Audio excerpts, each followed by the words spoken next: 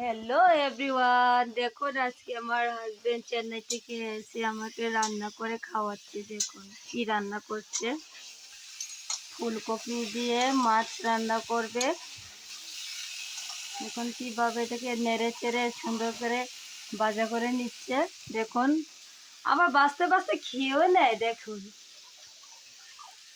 তারপরে পালং শাক এনেছে, পালং শাক রান্না করবো। এইছে আজকে দুপুরের মেনু আমাদের দুজনের। ওই দেখো সব কিছু কাটাকাটি করে রেখে দিয়েছি, মশলাও পেস্ট করে নিয়েছি। হচ্ছে না,